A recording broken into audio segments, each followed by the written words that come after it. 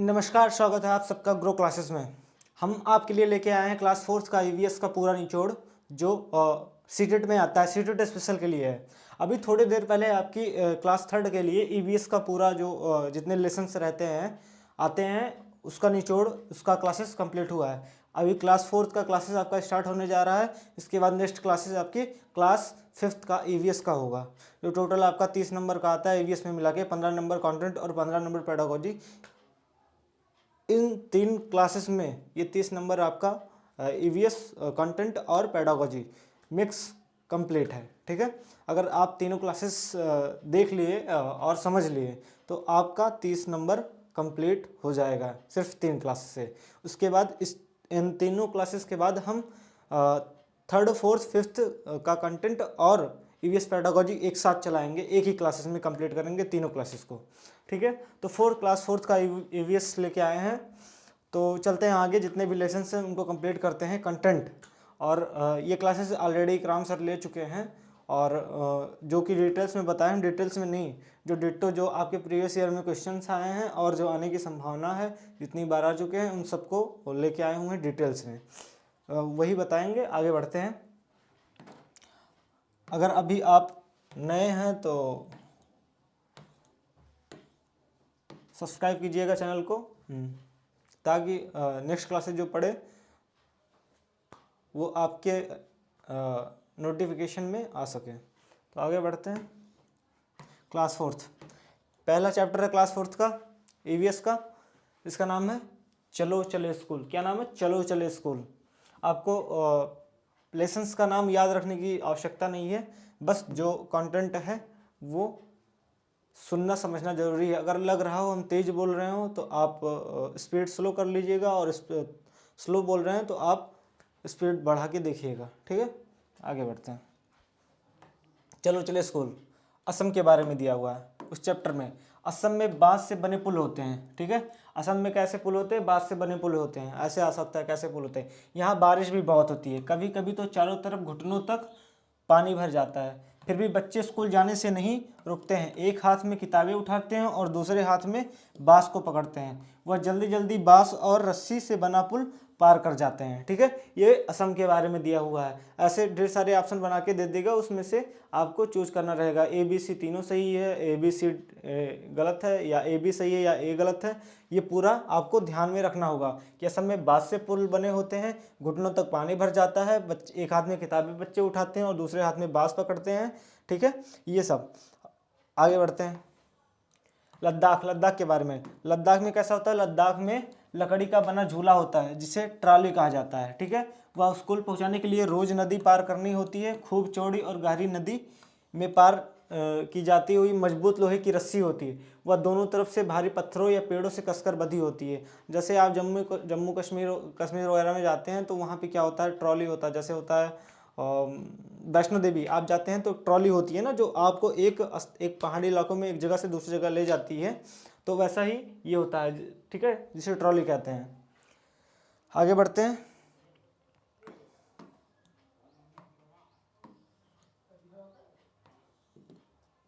ठीक है, ट्रॉली पुल की मदद से इस रस्सी मतलब इस रस्सी पर सरकती है, उस रस्सी पर सरकती है। 4-5 बच्चे एक साथ क्या करते हैं? 4-5 एक साथ ट्रॉली में बैठ जाते हैं और नदी के उस पार पहुंच जाते हैं। सिर्फ 4-5 बच्चे बैठने के लिए जगह होती है उस ट्रॉली में। ठीक है, वल्लम, वल्लम क्या होता है? ऐसे आ जाता है वल्लम क्या होता है। ऑप्शन में दे देगा कि केरल में ये होता है, या फिर जम्मू कश्मीर में होता है, लद्दाख में होता है, राजस्थान में होता है, ऐसे इस टाइप का होता है। केरल वल्लम क्या है? केरल के कुछ भागों में बच्चे पानी को पार करने के लिए वल्लम वल्लम का यूज़ करते हैं। वल्लम मतलब लकड़ी की बनी छोटी नाव होती है। ये कहाँ पाई जाती है? केरल में पाई जाती है। ठीक है, इसमें बच्चे बैठकर क्या करते हैं? स्कूल पहुँचते हैं। ठीक है, केरल में। आगे ऊँट गाड़ी, ऊँट गाड़ी कहाँ पाई जाती है? ऊँट गाड़ी पाई जाती है राजस्थान में पाई जाती है। ठीक है, आप लोग जानते होंगे, ये कॉमन सा पूरा लड्डू क्वेश्चन है। तो रेगिस्तानी इलाका है क्या? राजस्थान। यहाँ दूर दूर तक रेत ही नजर आती है। दिन में तो रेत खूब तपती है। बच्चे ऊँट गाड़ी में बैठकर स्कूल पहुँचते हैं। कैसे? ऊँट गाड़ी में। ठीक है, अब मैदानी इलाके के बारे में। मैदानी इलाका जैसे होता है बैलगाड़ी, मैदानी इलाकों में बैलगाड़ी का बस ट्रक, यहाँ पे बस वगैरह चलते ही हैं। ठीक है, मैदानी इलाका जहाँ पे पत्थर पहाड़ नहीं पाए जाते हैं, ना नदी पाई जाती है, तो ये सब नदियों के लिए। लेकिन मैदानी इलाकों के लिए बैलगाड़ी का यूज़ करते हैं, ठीक है। राजस्थान में ऊँटगाड़ी का, केरल में वल्लम का यूज़ करते हैं और लद्दाख में ट्रॉली का यूज़ करते हैं, ठीक है। आगे, ठीक है, होता है बच्चे बैलगाड़ी पर बैठकर हरे भरे खेतों में धीरे धीरे निकलते हुए स्कूल पहुंचते हैं। तेज धूप या बारिश हो तो बच्चे अपनी छतरियाँ खोल लेते हैं, ठीक है। आगे, आगे क्या हुआ है, आगे है कि जुगाड़।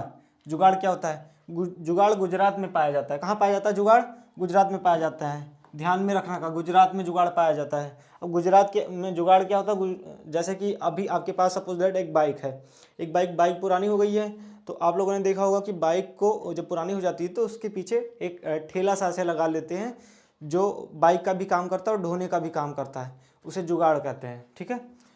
या फटफट करती है, फटफट करते हुए चलती है ना जुगाड़, मतलब एक पुरानी बाइक होती है उसको ठेला टाइप बना लेते हैं, जैसे लगता है बाइक है कि ठेला है, कन्फ्यूजन रहती है, वही जुगाड़ होती है, ठीक है। आगे से देखने पर मोटर बाइक की तरह आगे से दिखाई देती है और पीछे से लकड़ी के फट्टों से बनी होती है, ठीक है, वो होता है जुगाड़।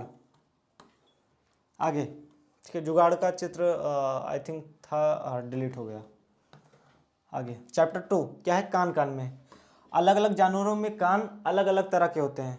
कान जैसे अलग अलग जानवरों में कान अलग अलग तरह के होते हैं, गाय के कुछ, मनुष्यों के कुछ, भालू के कुछ, बंदरों के कुछ अलग अलग तरह, शेर के कान कई अलग तरह के होते हैं, ठीक है, अलग तरह के होते हैं। कुछ जानवरों के कान बाहर दिखते हैं और कुछ के नहीं, ठीक है।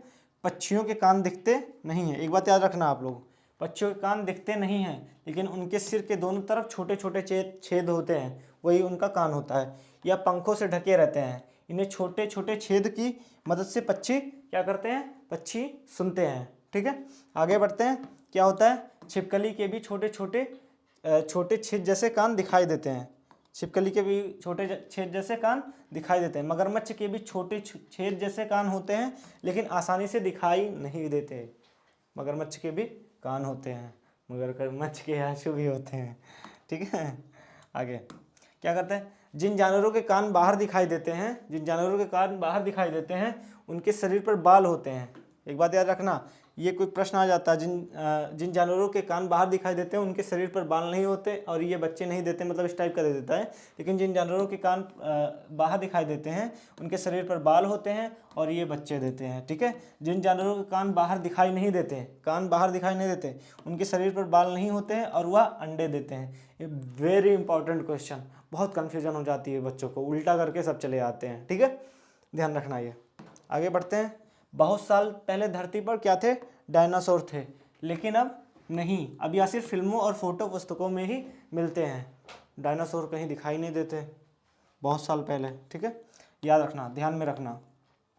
बस कंटेंट को देखते जाना आप कि हाँ, कई बार आप देख लेंगे 7-8 बार 10 बार, तो क्या होगा, क्लियर हो जाएगा एकदम, ज़्यादा कुछ नहीं, बस ये क्लियर हो जाएगा आराम से, ज़्यादा कुछ समझने की ज़रूरत नहीं है। पैडागोजी तो है नहीं कि एकदम आप लोगों को लेक्चर देके समझाना पड़ेगा कि कंटेंट है बस, ठीक है। नंदू हाथी, चैप्टर 3 क्या नाम है, क्लास 4 में नंदू हाथी। नंदू हाथी के बारे में देख लीजिए। एक बड़ा हाथी, हाथियों के बारे में प्रश्न आ जाता है, हर साल आता है, ध्यान में रखना ये। एक बड़ा हाथी एक दिन में कितना 100 किलोग्राम से ज़्यादा पत्ते और झाड़ियाँ खा लेता है। कितने, 100 किलोग्राम से, ऑप्शन में 200 किलोग्राम आ जाता है, बच्चे 200 किलोग्राम लगा के चले जाते हैं, ऑप्शन वो आंसर गलत हो जाता है, हम खुद लगा के आए थे फर्स्ट टाइम, ठीक है। 100 किलोग्राम से ज़्यादा पत्ते और झाड़ियाँ खा लेते हैं। हाथी बहुत कम आराम करता है, या एक दिन में केवल 2 से 4 घंटा ही सोता है। हाथी कितने घंटा, एक दिन में 2 से 4 घंटा ही सोता है। हाथी को पानी और कीचड़ में खेलना बहुत भाता है, इससे उसके शरीर को क्या मिलती है, ठंडक मिलती है, याद रखना, ठीक है।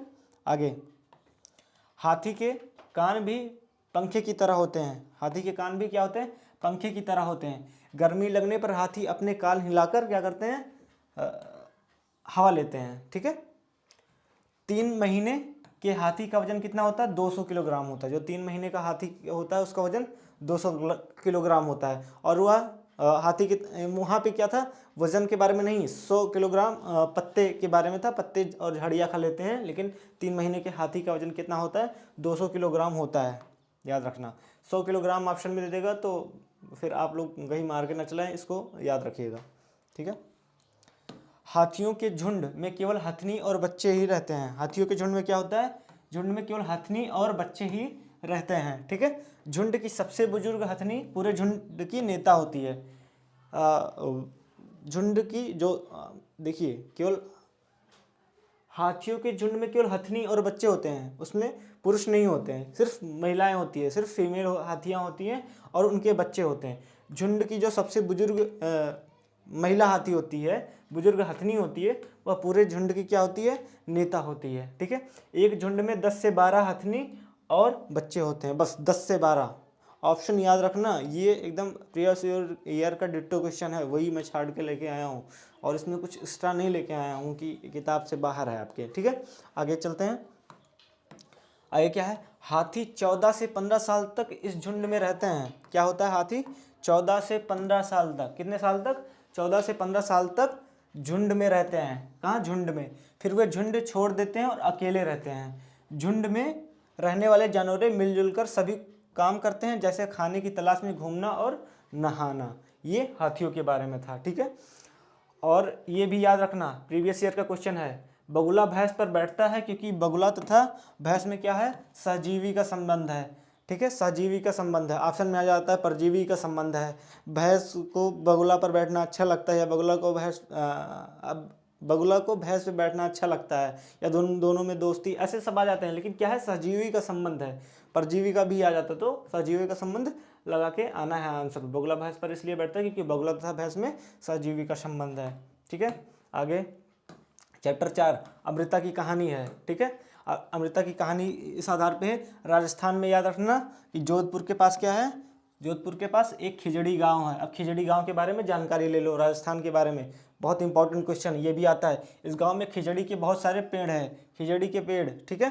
पेड़ों को काटने से बचाने के लिए गांव के 300 से भी ज़्यादा लोगों ने पेड़ों से आसानी से लिपट कर अपनी जान दे दी थी। यहाँ के जो लोग होते हैं विश्नोई कहलाते हैं, जिन्होंने पेड़ों के लिए जान दे दी थी, वहाँ के लोग क्या होते हैं, विश्नोई कहलाते हैं।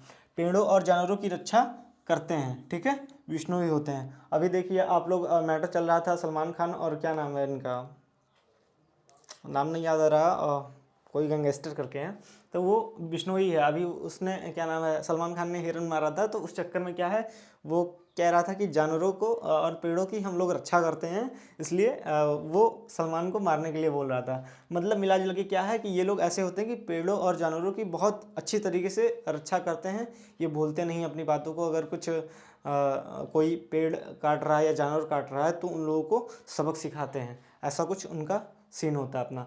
तो विश्नोई लोग, यहाँ के लोग जो होते हैं विश्नोई कहलाते हैं। पेड़ों को काटने से बचाने के लिए गांव के 300 से भी ज़्यादा लोगों ने पेड़ों से लिपट कर जान दे दी थी, क्योंकि पेड़ और जानवर ये लोग बचाते हैं, ठीक है। जान जाएगा लेकिन पेड़ और जानवर कटने और मरने नहीं देंगे, ठीक है। आगे, रेगिस्तान में होते हुए भी यह इलाका आज भी हरा भरा है, जानवर बिना किसी डर के इधर उधर घूमते हैं, ठीक है। खिजड़ी यह पेड़ रेगिस्तान इलाके में खूब पाया जाता है, इससे ज़्यादा पानी की ज़रूरत नहीं होती। जो खिजड़ी का पेड़ होता है, इससे ज़्यादा पानी की ज़रूरत नहीं होती है। इसकी छाल दवा के काम आती है और इसकी लकड़ी को कीड़ा भी नहीं लगता। इस पेड़ की फलियों की सब्जी बनाई जाती है, इसकी पत्तियाँ वहाँ पर रहने वाले जानवर खाते हैं और इसकी छाया में बच्चे खेलते हैं। ऐसे ही ये प्रश्न एकदम आ जाएगा कि खिजड़ी का पेड़ होता है, ऐसे उसके बाद ऑप्शन में बना के दे देगा कि पानी की ज़रूरत होती है या नहीं होती है, या इसकी छाल की दवा बनती है या नहीं बनती, मतलब इस टाइप का आ जाता है। फिर आ जाएगा ABC सही है, ABCD सही है, ठीक है। तो ये याद रखना आप लोग, ठीक है। आप लोग कई बार देख लेंगे तो इसको समझ जाएंगे। आगे बढ़ते हैं।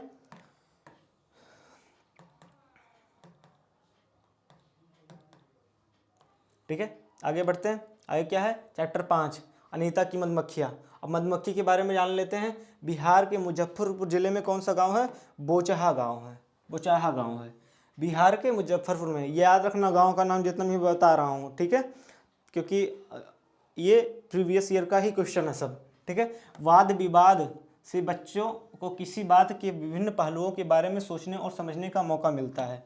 अगर बातचीत करते हैं बच्चे, एक दूसरे से कम्युनिकेशन करते हैं, तो उनको समझने का मौका मिलता है, ठीक है। लीची के फूल मधुमक्खियों का क्या करते हैं, लुभाते हैं। याद रखना, आएगा ज़रूर, कई बार आ चुका है, 2011-12 से आ ही रहा है आज तक, ठीक है। लीची के फूल मधुमक्खियों को लुभाते हैं, ठीक है।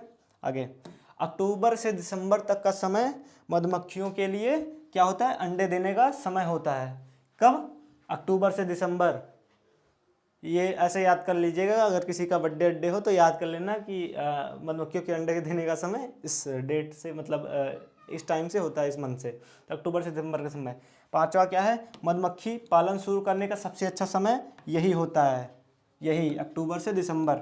मधुमक्खी पालन का सबसे अच्छा समय क्या होता है, अक्टूबर से दिसंबर ही होता है, ठंडियों के समय में होता है। ठीक है, आगे।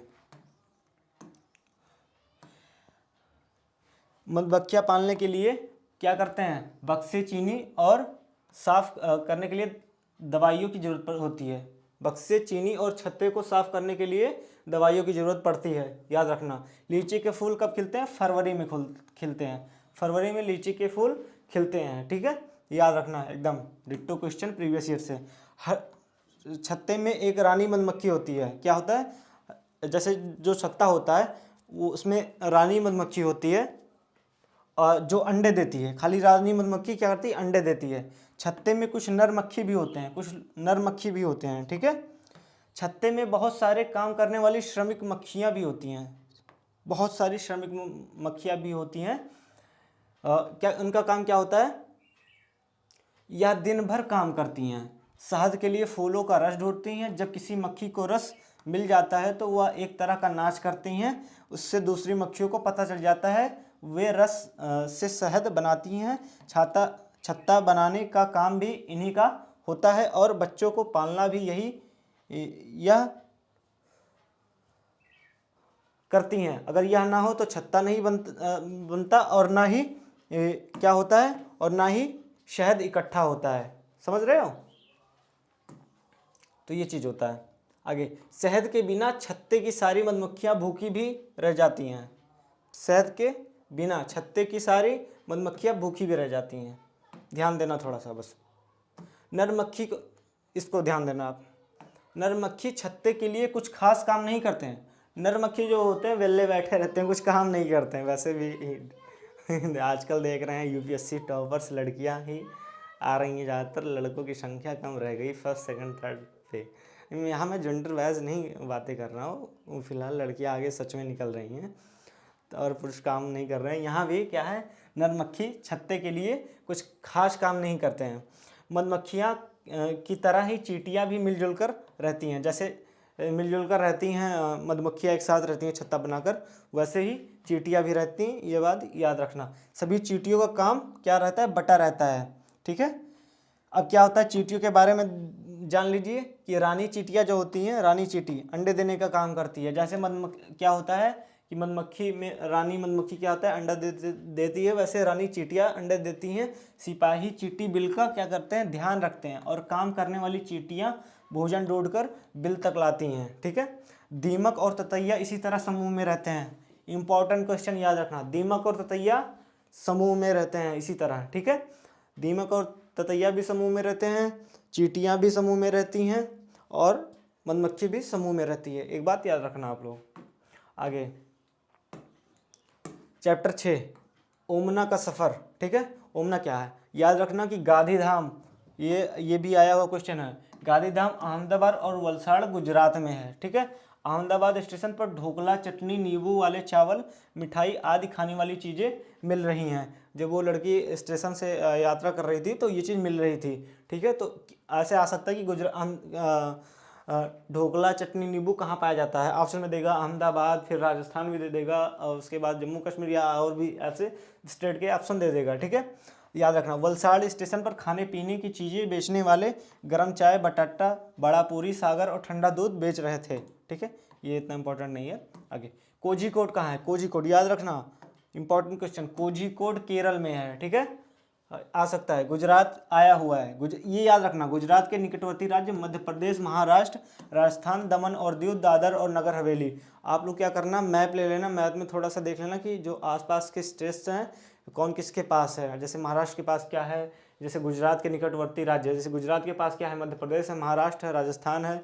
ठीक है, दमन, दीव, दादर और नगर हवेली, ये याद रखना, ये बुक्स में है इसलिए ये कई बार आ चुका है। ठीक है, केरल के निकटवर्ती राज्य कर्नाटक और तमिलनाडु है, कर्नाटक और तमिलनाडु है। ठीक है, केरल के निकटवर्ती जो राज्य हैं। आगे चैप्टर 7, खिड़की से। मडगांव कहाँ है? मडगांव गोवा राज्य में है, मडगांव गोवा राज्य में है, ठीक है। गोवा के से केरल तक के रेल के रास्ते में क्या होता है? 92 सुरंगें और 2000 पुल मिलते हैं, ठीक है। याद रखना 2000 पुल हैं गोवा से केरल तक के सब। उदीपी स्टेशन पर इडली वड़ा मिल रहा था, ठीक है। केरल में नारियल के पेड़ और चावल की खेती होती है। नारियल के पेड़ और चावल की खेती कहाँ होती है? केरल में होती है, ठीक है। आगे चलते हैं। यहाँ के लोग ज़्यादातर सफ़ेद या क्रीम रंग की सूती धोती और साड़ी या क्रीम रंग के शूज़ पहनते हैं, ठीक है। कहाँ? केरल में। यहाँ के लोग ज़्यादातर सफ़ेद या क्रीम रंग की सूती धोती और साड़ी या क्रीम रंग की शूज़ पहनते हैं, ठीक है। आगे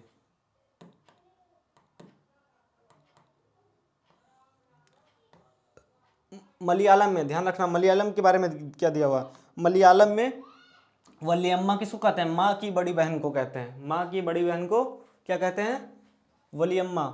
और अमुम्मा अपनी माँ की माँ को कहते हैं। अपनी माँ की माँ मतलब माँ की माँ, जो नानी होती हैं उनको अम्मुम्मा कहते हैं, और माँ की बड़ी बहन मतलब मौसी को वलियम्मा कहते हैं, ठीक है।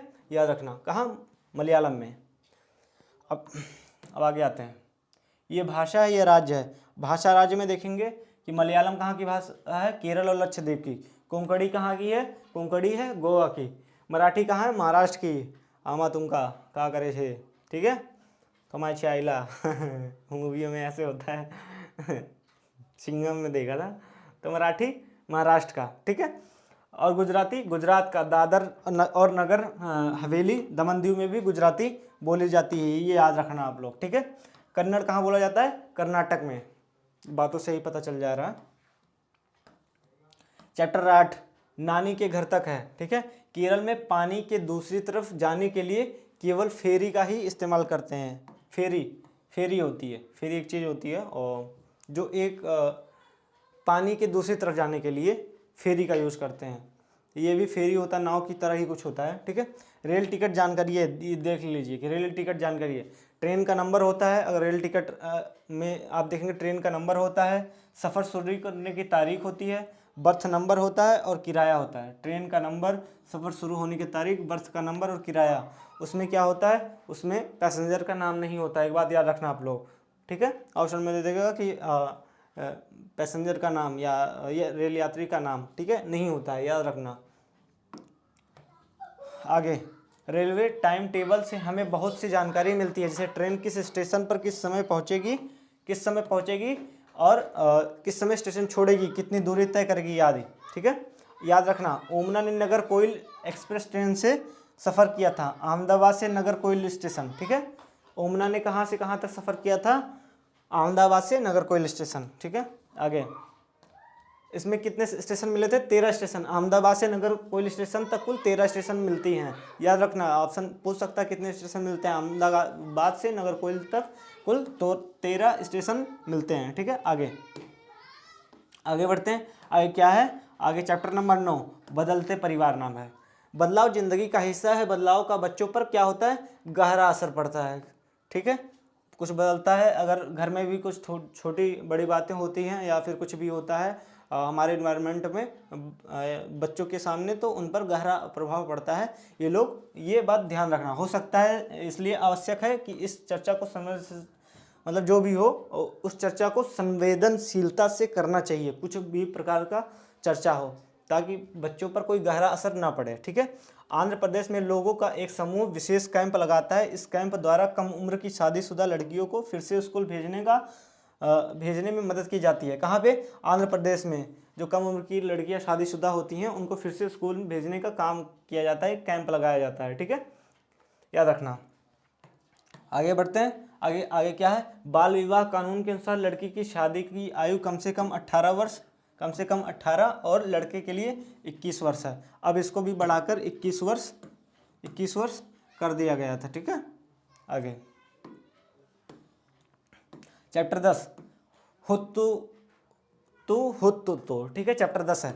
कबड्डी को चेडुगुड्डी, हुत्तु, ईच्छू, किटकिट आदि नामों से जाना जाता है, ठीक है। आ सकता है। कबड्डी की टीम में खिलाड़ियों की कुल संख्या कितनी होती है? 12 होते हैं, ठीक है। कबड्डी में 12 होते हैं, जिनमें 7 खिलाड़ी एक समय पर खेलते हैं। हर खेल के कुछ नियम होते हैं, वह खेल नियमों के अनुसार ही खेला जाता है। खेल तरह के जीवन में हम नियम बनाते हैं ताकि सभी काम सही ढंग से हों, ठीक है। कबड्डी के खेल में शरीर और दिमाग दोनों को ही चलाना पड़ता है। कई बार बच्चों को खेलों में लिंग, जाति या वर्ग के आधार पर भेदभाव दिखाई देता है। इस पर चर्चा की जा सकती है। जैसे होता है कबड्डी सिर्फ लड़के खेल सकते हैं, लड़कियां नहीं खेल सकती, या क्रिकेट सिर्फ लड़के खेल सकते हैं, लड़कियां नहीं खेल सकती। तो इस पर ये सब बातें नहीं होनी चाहिए। ये भेदभाव दिखाई देता है लिंग और जात के आधार पर, ठीक है। या भी आगे बढ़ते हैं। कर्णम मल्लेश्वरी के बारे में दिया हुआ है। मोस्ट इंपॉर्टेंट क्वेश्चन, ये आया हुआ क्वेश्चन है, हमेशा आता है और इस बार भी आएगा, ये कंफर्म 100% मान के चलो, ठीक है। कर्णम मल्लेश्वरी के बारे में, यह एक क्या है, प्रसिद्ध अंतर्राष्ट्रीय क्या है, वेट लिफ्टर है। प्रसिद्ध अंतर्राष्ट्रीय वेट लिफ्टर है कौन, कर्णम मल्लेश्वरी। यह कहाँ की रहने वाली है, या आंध्र प्रदेश की रहने वाली हैं। याद रखना कि इनके पापा क्या है, पुलिस में हवलदार हैं, ठीक है। जब ये 12 साल की थी तभी से वजन उठाने का कार्य करने लगी थी। जब ये कितने साल की थी, 12 साल की, ठीक है। एक बारी में कितने वजन उठाती हैं, 130 किलोग्राम तक वजन ये उठा लेती हैं, ठीक है। और इनकी जो 2 बहनें हैं वो भी वजन उठाने का काम करती हैं, लेकिन इन्होंने 130 किलोग्राम तक वजन ये उठा लेती हैं। जो कर्णम मल्लेश्वरी हैं ये 130 किलो तक वजन उठा लेती हैं। कर्णम मल्लेश्वरी ने भारत में कितने मेडल जीते हैं, 29 मेडल जीते हैं। कितने, 29 मेडल जीते हैं, 29 मेडल जीते हैं। इनकी 4 बहनें भी रोज उठाने का अभ्यास करती हैं, ठीक है। इनकी 4 बहनें, 2 बहनें नहीं, 4 बहनें हैं जो रोज वजन उठाने का अभ्यास करती हैं, मतलब इसी क्षेत्र में है, ठीक है। आगे चैप्टर 12, कैसे कैसे बदले घर, ठीक है।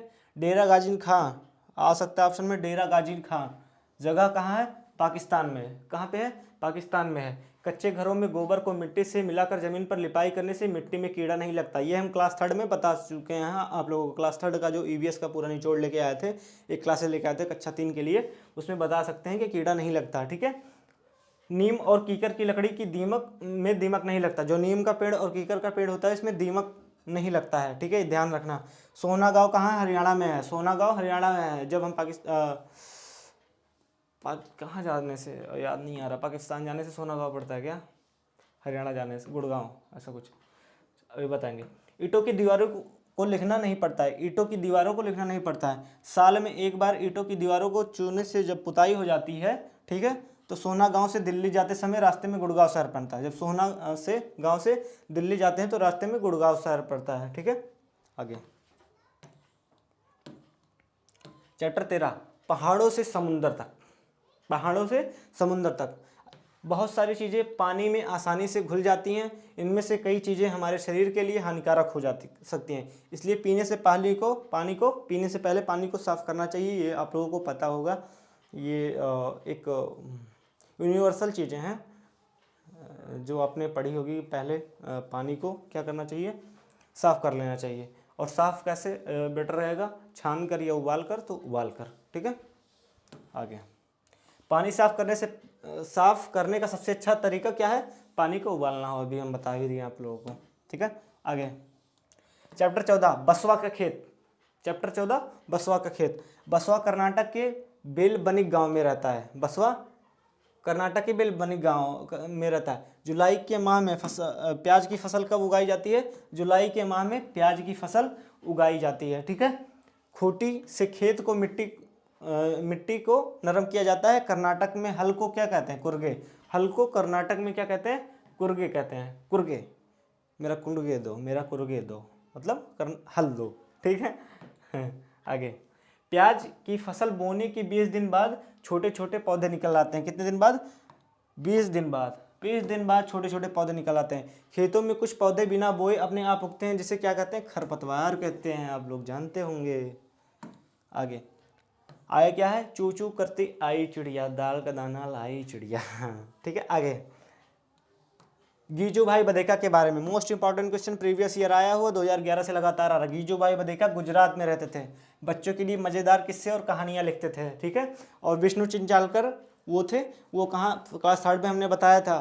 क्लास 3 में जो ईवीएस का निचोड़ था, विष्णु चिंचालकर, वो मध्य प्रदेश के रहने वाले थे और वो सूखे पत्तों पर कहानियाँ लिखते थे, चित्र बनाकर कहानी लिखते थे। तो मजेदार किस्से लिखते हैं कौन, गीजूभाई बधेका। ये कहाँ के रहने वाले हैं, गुजरात के रहने वाले हैं, ठीक है। कलचिड़ी या याद रखना, इंडियन रोबिन अब चिड़ियों के बारे में देख लेते हैं कि कितने प्रकार की चिड़िया होती हैं, ये अपना घोंसला कैसे बनाती है, कहाँ बनाती है, कहाँ नहीं बनाती, ठीक है, और इनका जो भी काम है। बहुत इंपॉर्टेंट क्वेश्चन, ध्यान से देखना, ठीक है, बिल्कुल भी सुनना भी। इंडियन रॉबिन पत्थरों के बीच खाली जगह में घोंसला बनाती है या घोंसला घास से बना होता है? जो इंडियन रॉबिन होती है वो, ठीक है, उसके ऊपर पौधों की नाजुक टहनी, जड़ें, बाल, रुई सब बिछा रहता है। ये कल चिड़ी। इंडियन रॉबिन पत्थरों के बीच घोंसला कौन बनाता है? Indian robin. आगे कौवा। कौवा जो होता है पेड़ की ऊंची डाल पर घोंसला बनाता है। कहाँ बनाता है? पेड़ की ऊंची डाल पर। घोंसला कौन बनाता है? कौवा बनाता है, ठीक है, सबसे ऊंची डाल पर पेड़ की। घोंसले में लोहे की तार और लकड़ी की शाखाएं जैसे चीजें होती है। इंपॉर्टेंट क्वेश्चन है सब, ऐसा कोई मजाक में मत समझिएगा अगर फर्स्ट टाइम आप सीटेट का एग्जाम दे रहे हैं तो। ये बहुत ही इंपॉर्टेंट क्वेश्चन ये आया हुआ है, कई ऑप्शन बना देता है, तो आप उसमें कन्फ्यूजन हो जाते हैं। ABCD ऐसा करके बना देता है, फिर ABC तीनों सही है, CD सही है, AB गलत है, इस टाइप का आ जाता है, ठीक है। तो आगे बढ़ते हैं। कोयला क्या करती है? अपना घोंसला ये बनाती ही नहीं है। कोयला जो होती है वो अपना घोंसला नहीं बनाती है, करती है क्या करती है? या करती है ये कौवे के घोंसले में अपना अंडा देती है। कौवे के घोंसले में, किसके? कौवे के घोंसले में अपना अंडा देती है, जो कोयल होती है वो, ठीक है। कौवा अपने अंडे के साथ कोयल के अंडे भी सेता है, याद रखना। कोयल अपना घोंसला नहीं बनाती। फाख्ता कैक्टस के कांटों के बीच या मेहंदी के पेड़ में घोंसला बनाता है। जो फाख्ता होता है वो क्या होता है? मेहंदी के पेड़ में अपना घोंसला बनाता है कांटों के बीच। गौरैया जो होती है, गौरैया ये क्या करती है? अलमारी के ऊपर, आईने के पीछे, घर की दीवार या आले में अपना घोंसला बनाती है। गौरैया बहुत प्यारा ही पक्षी होता है, बहुत प्यारा चिड़िया होता है, ठीक है। आगे गौरैया हो गया। कबूतर। कबूतर को आप लोग फिल्मों में देखे होंगे कि पुराने खंडहर से निकलते हैं अचानक से, ठीक है, या फिर भूत वाली फिल्में जो होती हैं उन सब में आप देखते हैं अचानक से कबूतर निकलता है, ठीक है। तो कबूतर कहाँ बनाता है? अपना पुराने मकान या खंडारों में अपना वो बनाता है। पुराने मकान जो होते हैं कबूतर या खंडारों में अपना घोंसला बनाते हैं। बसंत गौरी क्या होते हैं? पेड़ के तने में गहरा छेद बनाकर उसमें अंडे देती है। जो बसंत गौरी जो होती है चिड़िया, वो क्या करती है? तने में, पेड़ के तने में गहरा छेद बनाकर उसमें अंडे देती है। दर्जिन चिड़िया। दर्जिन ये क्या करती है? अपनी नुकीली चोंच से पत्तों को सील लेती है और उसके बीच में बनी थैली से थैली को अंडे देने के लिए तैयार करती है। यही उसका घोंसला होता है। जो दर्जन चिड़िया होती है वो अपने चोंच से पत्तों को सीती है और वही घोंसला बनाती है और उसी में रहती है और उसी में अंडे देने का कार्य करती है, ठीक है, दर्जन चिड़िया। आगे बढ़ते हैं। आगे क्या है? ठीक है, शक्कर खोरा क्या होता है? शक्कर खोरा भी एक प्रकार का चिड़िया होता है। इसका काम क्या? किसी छोटे पेड़ या झाड़ी के डाली पर अपना लटकता घोंसला कौन बनाता है? शक्कर खोरा बनाता है, ठीक है। इसके घोंसले में बाल, बारीक घास, पतली टहनियाँ, सूखे पत्ते, रुई, पेड़ की छाल के टुकड़े और कपड़ों की चिथड़े होते हैं। यहाँ तक कि मकड़ी के जाले भी होते हैं। शक्करखोरा लटकता हुआ घोंसला बनाता है, ठीक है, याद रखना। सभी नर वीवर पक्षी होते हैं अपने घोंसले बनाते हैं। मादा वीवर उन सभी घोंसलों को देखती है, उनमें से जो उसमें पसंद आता है उसको वो मतलब उसी में रहती है। मतलब जो वीवर पक्षी होते हैं, तो जो नर वीवर पक्षी अपना घोंसला बनाते हैं और पहले 4-5 घोंसला बना लेंगे, लेकिन जो मादा वीवर पक्षी रहेगी उसमें से उसको जो घोंसला पसंद आएगा उसमें वो रहेगी, बाकी घोंसलों में नहीं रहेगी। फिर उसमें वो नर वीवर पक्षी रहेगा। नर वीवर पक्षी अपने अपने घोंसले बनाते हैं, ठीक है, मतलब ढेर सारे नर वीवर पक्षी जो रहेंगे अपने अपने घोंसले बनाते हैं। मादा वीवर उन सभी घोंसलों को देखती है, उसमें से जो उसे सबसे अच्छा लगता है उसमें ही वह अंडे देती है। गाय के आगे के दांत छोटे होते हैं, ठीक है, पत्तों को काटने के लिए, घास को चबाने के लिए पीछे के दांत चपटे और बड़े होते हैं, ठीक है, ये याद रखना। जो गाय के आगे के दांत होते हैं छोटे होते हैं पत्तों को काटने के लिए, ठीक है, और पीछे के दांत चबाने के लिए होते हैं, चपटे होते हैं। बिल्ली के दांत क्या होते हैं? नुकीले होते हैं। जो बिल्ली के दांत होते हैं वो नुकीले होते हैं, ठीक है, जो मांस फाड़ने और काटने के काम में आते हैं। सांप के दांत नुकीले होते हैं, ठीक है, वह अपने शिकार को चबाकर नहीं खाता बल्कि निगल जाता है, याद रखना। कभी सांप अपने शिकार को चबाता नहीं हुआ निकल जाता है, ठीक है। आगे चलते हैं। गिलहरी का याद रखना बहुत इंपॉर्टेंट है। सांप का भी, गिलहरी का भी, सब इंपॉर्टेंट है। गिलहरी के दांत हमेशा बढ़ते रहते हैं, ठीक है, कभी आ जाता है ऑप्शन आ जाता है गिलहरी चूहा दे देता है, तो लोग चूहे पर टिक लगाते हैं, लेकिन चूहे के दांत हमेशा नहीं बढ़ते हैं, गिलहरी के दांत हमेशा बढ़ते रहते हैं। दांतों से काटने और तोड़ने के कारण इनके दांत घिसते रहते हैं, ठीक है, जैसे वो किसी चीज़ को काट रहे हैं इसलिए उनके दांत घिसते रहते हैं, तो बढ़ते भी हैं, तो बढ़ते भी हैं और वो काटते हैं तो उनके दांत घिसते भी हैं, इसलिए छोटे हो जाते हैं, फिर बढ़ते हैं, फिर छोटे हो जाते हैं, तो वो गिलहरी के दांत होते हैं, ठीक है। आगे चलते हैं, आगे क्या है, आगे ये है कि चैप्टर 17 नंदिता मुंबई में। मुंबई क्या है, भीड़ भाड़ वाला इलाका है, यहाँ के लोग सुबह 4 बजे उठकर नल से पानी भरते हैं, इसमें ज़्यादा कुछ है नहीं, ठीक है। आगे बढ़ते हैं, आगे क्या है, आगे चैप्टर 18 है पानी कहीं ज़्यादा कहीं कम। पानी तो कहीं ज़्यादा है कहीं कम है, गाँव में ज़्यादा है और शहरों में कम है, जहाँ तक मुझे पता है। आगे क्या है, नल्ला माड़ा कहाँ है, ये आंध्र प्रदेश में है। नल्ला माड़ा कहाँ है, ये आंध्र प्रदेश में है, ठीक है। बाजार गांव महाराष्ट्र में स्थित है। कफ परेड मुंबई में है। कफ परेड कहाँ है, मुंबई में है, ठीक है। गंदा पानी पीने से दस्त हो जाता है और हैजा होता है। गंदा पानी पीने से लोग क्या होते हैं, बीमार हो जाते हैं, ध्यान में रखना, गंदा पानी पीने से दस्त और हैजा हो जाता है, ठीक है। उल्टियों के कारण हमारे शरीर में बहुत सारा पानी बाहर निकल जाता है, यह शरीर के लिए हानिकारक हो जाता है, ठीक है। आगे बढ़ते हैं, पानी की कमी को पूरा करने के लिए पानी में शक्कर और क्या मिलाना चाहिए, और नमक मिलाकर पीना चाहिए, ठीक है। याद रखना कि अगर पानी की कमी को पूरा करना है तो शक्कर और नमक मिलाकर पीना है। कर्नाटक में कहाँ है, होलगुंडी गांव स्थित है, ठीक है। इस गांव में बच्चों की पंचायत का नाम भीमा संघ है। जो भीमा संघ पंचायत है वो कर्नाटक के होलगुंडी गांव में है, याद रखना। भीमा संघ कहाँ है, कर्नाटक में। अब देख लीजिए आगे चैप्टर 19 जड़ों का जाल, ठीक है। घास के जड़ बहुत मजबूत होते हैं, उन्हें खुरपी से खोदकर ही निकाला जा सकता है। घास का पौधा जितना जमीन के ऊपर होता है उससे कहीं ज़्यादा जमीन के अंदर भी फैला होता है। ये घास के पौधे की निशानी हो, जितना ऊपर रहेगा उतना ही नीचे रहेगा। बरगद के पेड़ की लटकन उसकी जड़ें होती हैं, टहनियों से निकलती हैं और बढ़ते बढ़ते ज़मीन के अंदर चली जाती हैं।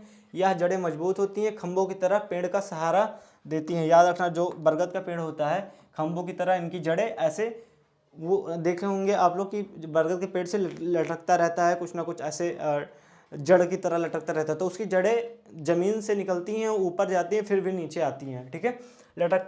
बरगद के पेड़ को लटकन उसकी जड़ें होती हैं, जो लटकती हैं उसकी जड़ होती हैं, वो टहनियों से निकलती है और बढ़ते बढ़ते ज़मीन के अंदर चले जाते हैं, ठीक है। पेड़ काटने के खिलाफ कानून बने हैं, उन्हें काटने के लिए सरकारी दफ्तर में लिखित मंजूरी लेनी पड़ती है।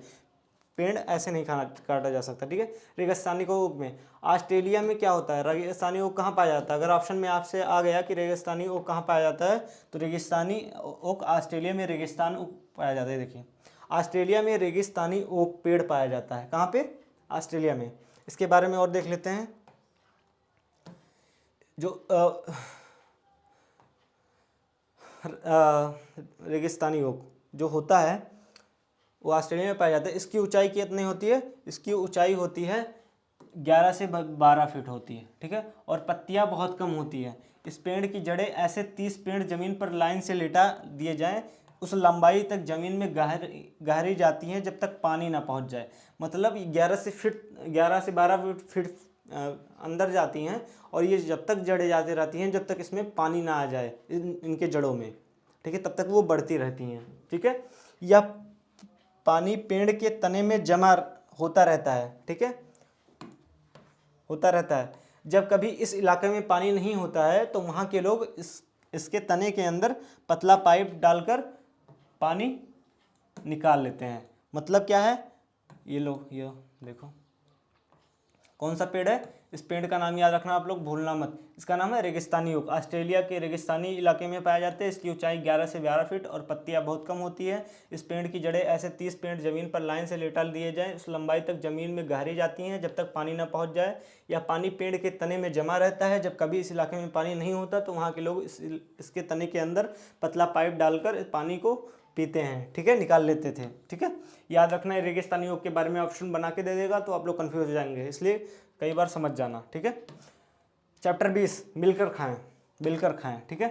असम में चावल की नई फसल जो होती है, असम में ठीक नई फसल कटने पर बिहू त्यौहार मनाया जाता है। जब असम में नई फसल कटती है तो वहाँ पे कौन सा त्यौहार मनाया जाता है, बिहू त्यौहार, ठीक है। घास और बांस से तैयार घर को वहाँ पे भेला घर कहते हैं, ठीक है। और उरुका बिहू के पिछले दिन की शाम को कहते हैं। उरुका क्या कहते हैं, जब बिहू का त्यौहार मनाया जाता है उसके एक दिन पहले की जो शाम होती है उसको क्या कहते हैं, उरुका कहते हैं। और घास और बाँस से तैयार घर को क्या कहते हैं, वहाँ पे असम में भेला घर कहते हैं। ठीक है, आगे बढ़ते हैं। बोरा और चेवा, चावल के दो प्रकार होते हैं, जो पकने के बाद चिपचिपा हो जाता है, जो असम में क्या होता है, खाया जाता है। बोरा और चेवा क्या होता है, चावलों के दो प्रकार होते हैं जो पकने के बाद। ठीक है, चेवा चावल तावो मतलब कढ़ाई को आग पर रखकर उसमें पानी उबालते हैं और उस पर भीगे हुए चावलों से भरी हुई कढ़ाई रखकर पकाते हैं। ठीक है, चेवा चावल ताव। ठीक है, आगे असम में क्या होता है, असम में चाय के साथ पीठा दिया जाता है। चाय के साथ क्या पीठा दिया जाता है, हमारे यहाँ बिस्किट और नमकीन दिया जाता है, असम में चाय के साथ पीठा दिया जाता है। ठीक है, खाने के लिए। आगे आगे क्या होता है, आगे क्या होता है, यहाँ औरतें पीले रंग के कपड़े पहनती हैं और असम में। ठीक है, और लड़कियां जो होते हैं रंग बिरंगी मेखला चादर पहनती है। ठीक है, असम में। कहाँ पे, असम में। भात शुक्तो क्या होता है, चावल और रसे वाली सब्जी होती है जिसको क्या कहते हैं, भात शुक्तो कहते हैं। मिड डे मील क्या है, मिड डे मील सभी बच्चों का अधिकार है, याद रखना ये चीज़। आगे बढ़ते हैं। मिड डे मील स्कीमा की शुरुआत कब होते, स्कीम की शुरुआत क्या हुई थी, मिड डे मील 15 अगस्त 1995 को आरंभ हुआ था। ठीक है, सर्वप्रथम तमिलनाडु में लागू किया गया था। मिड डे मील सबसे पहले कहाँ लागू किया गया था, याद रखना, तमिलनाडु में लागू किया गया था। मिड डे मील स्कीम की शुरुआत कब हुई थी, 15 अगस्त 1995 को। ठीक है, ये तमिलनाडु में लागू किया गया था। आगे बढ़ते हैं। आगे क्या है, चैप्टर 12 खाना खिलाना। गुरुद्वारे में रसोई घर में कई काम हो रहे थे, खाना बड़े बड़े बर्तनों में पक रहा था। ये उतना इंपॉर्टेंट नहीं है लेकिन फिर भी दे दिए हैं, क्या पता आ जाए। वहाँ एक बड़े पतीले में उड़द और चने की दाल पक रही थी, दूसरी तरफ पतीले में आलू और गोभी की सब्जियां बन रही थी।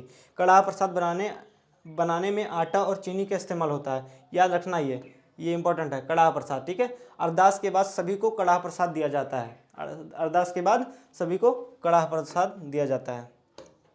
आगे बढ़ते हैं। चैप्टर नंबर 23 पोचमपल्ली, बहुत इंपॉर्टेंट क्वेश्चन है। मुक्तापुर गांव आंध्र प्रदेश के पोचमपल्ली जिले में है। ठीक है, पोचमपल्ली मुक्तापुर गांव, इस जिले में अधिकतर परिवार बुनकर हैं, इसलिए इस बुनाई को पोचमपल्ली नाम दिया जाता है। यहाँ पर जो बुनाई होती है इसको पोचमपल्ली कहते हैं। अब देख लिए, कारीगर जो होते हैं रंगदार चमकदार रंगों की बहुत ही सुंदर पोचमपल्ली साड़ियाँ बनते हैं। यहाँ पे साड़ियाँ बनाई जाती हैं जिसको पोचमपल्ली कहते हैं आंध्र प्रदेश में। ठीक है, ऐसी साड़ी बुनने के लिए ये अच्छी कारीगरी चाहिए, इसके लिए कई दिनों की कड़ी मेहनत करनी पड़ती है। आंध्र प्रदेश में खासतौर पर पोचमपल्ली और कमलकारी साड़ियाँ बनाई जाती है। आंध्र प्रदेश में ज़्यादातर क्या बनाया जाता है, खासतौर पर पोचमपल्ली और कमलकारी साड़ियाँ बनाई जाती हैं। ठीक है, याद रखना। अगर क्या, पोचमपल्ली की तरह भारत में कई इलाकों में कुछ खास चीज़ें बनाई जाती हैं।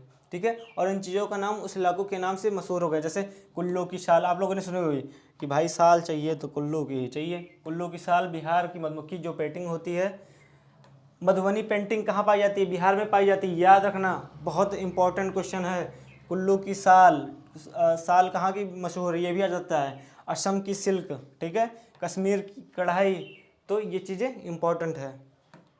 बिहार में मधुबनी पेंटिंग कहाँ पाई जाती है, बिहार में, ये प्रीवियस ईयर का क्वेश्चन है, याद रखना। ऐसा ही नहीं यहाँ पे चिल्लाया जा रहा है। ठीक है, दूर देश की बात, मलयालम में चिटप्पन किसको कहते हैं, जो पिता का छोटा भाई, मतलब चाचा को मलयालम में चिटप्पन कहते हैं। मलयालम जो एक भाषा होती है, चिटप्पन पिता का जो छोटा भाई होता है उसको कहते हैं। कुजुम्मा क्या होता है, पिता के जो छोटे भाई होते हैं। ठीक है, कुजुम्मा किसका, पिता के छोटे भाई की जो पत्नी अर्थात चाची को कहते हैं कुजुम्मा। आबू धाबी में रेल के पहाड़ होते हैं, रेत के टीले, जिन्हें रेत के टीले कहते हैं। अबू धाबी और आसपास के देश रेगिस्तानी इलाकों में है। अबू धाबी घूमने गए होंगे हो सकता है आप लोग। यहाँ शहर से थोड़ी ही दूर जाने पर चारों ओर दूर दूर तक रेत दिखाई देती है और ना कोई पेड़ ना ही हरियाली, केवल रेत। कहाँ पे, अबू धाबी में। ठीक है, आगे बढ़ते हैं। रेगिस्तान में बारिश नहीं होती, वहाँ पानी सचमुच बहुत कीमती है। वहाँ ना बारिश, ना ही नदियाँ, ना झील और ना ही तालाब, ज़मीन के नीचे भी वहाँ पानी नहीं है। कहाँ पे, अबू धाबी में। यहाँ रेतीली ज़मीन के नीचे तेल होता है, तेल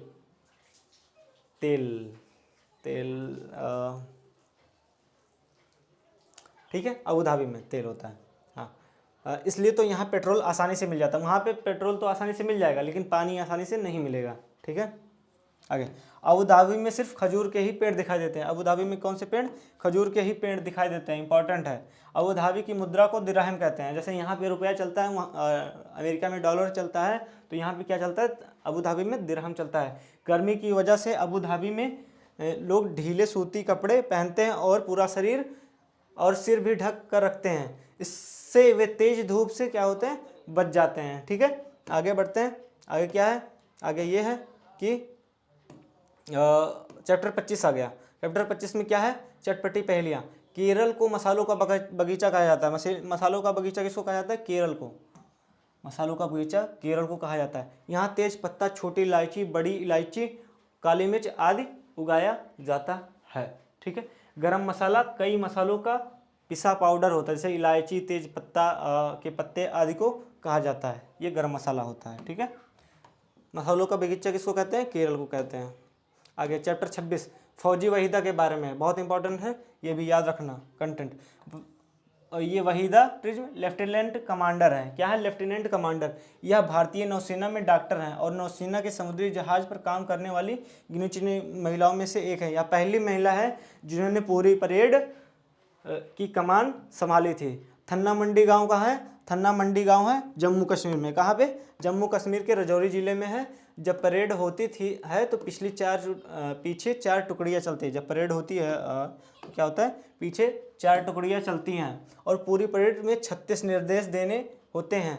निर्देश इतनी जोर से देने होते हैं कि सबसे पीछे वाली टुकड़ी को के लोग भी सुन पाएँ। याद रखना, ये प्रिज्म में ऐसा कांच है जो 7 रंग दिखाता है। कितने रंग, प्रिज्म आपने देखे होंगे, साइंस में 9th में पढ़ी होगी तो।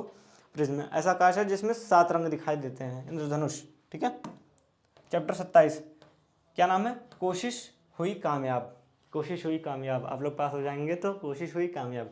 स्कीटिपो पुल गांव लद्दाख में स्थित है। स्कीटिपो कहाँ है, गांव ये लद्दाख में स्थित है। लद्दाख में माँ को आमा ले, पिता को आबा ले और दादाजी को मेमिले कहते हैं, याद रखना। ठीक है,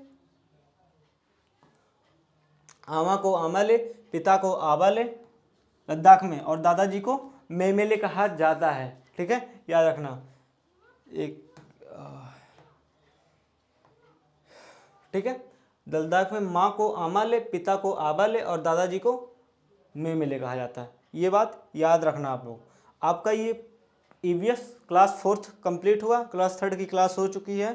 ठीक है, आप लोग हो सकता है डिस्क्रिप्शन बॉक्स में मिल जाए या इसी प्लेलिस्ट ये जो है इसमें मिल जाए। और क्लास 5 की क्लासेस अभी जस्ट इसके बाद होने वाली हैं। ठीक है, तो मिलते हैं नेक्स्ट क्लासेस में। शुक्रिया, आपका दिन शुभ हो। और अगर अभी आप नए हैं तो पसंद आया तो चैनल को सब्सक्राइब ज़रूर कीजिएगा, ताकि आपको नोटिफिकेशन मिल जाए जितना भी हम क्लासेस लेके चले। जैसे हिंदी का ऐसा क्लासेस आने वाला है जो आपका 15 नंबर कंटेंट कंप्लीट कर देगा, और इंग्लिश का भी ऐसे होगा, मैथ का भी ऐसे होगा। मतलब मिला जुला के 10 क्लासेस में सारा सीटेड कंप्लीट है आपका, 10 ही क्लासेस पढ़ना है। अगर आप कंटेंट खाली पढ़ना चाहते हैं, अच्छे से पढ़ना चाहते हैं तो सब्सक्राइब कीजिएगा हमारे चैनल को। मिलते हैं अभी थोड़ी देर बाद। आपका दिन शुभ हो, जय हिंद, जय भारत, थैंक यू।